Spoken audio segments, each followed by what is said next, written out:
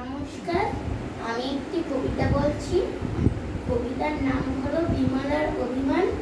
কবিতাতে লিখেছেন নবকৃষ্ণ ভট্টাচার্য। খাবো না তো আমি দাদাকে কতটা ঘি, কতখানা অবনী, আমার বেলায় বুঝি ক্ষীরবিন্দু নামি। খাবো না তো আমি গুলানিবার বেলা, যা বিমলা যা পূজা করি তাও বেনি। সোনামণি মা কাঁদিলে দুরন্ত খোকা, রাখা তারে ভার, তার বেলা ও বিমলা নেমা একবার।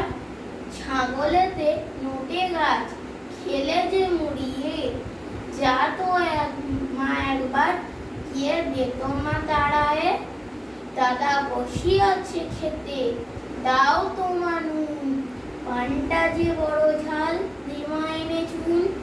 যার যত ফরমাস সব তুমি করো, তাতে তুমি বিমলাটি কাঁচো আর মরো।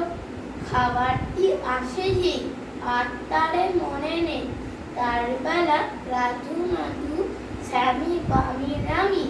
খাবো না তো আমি দাদা বড় বেশি বেশি খাবে দাদা তাই, বউ খাবে বেশি আহা সেটি ছোট ভাই। দুধারে সোনার চূড়ো, মাঝেতে ছায়ের নুড়ো, তাই বুঝি বিমলার কমে গেছে দামি।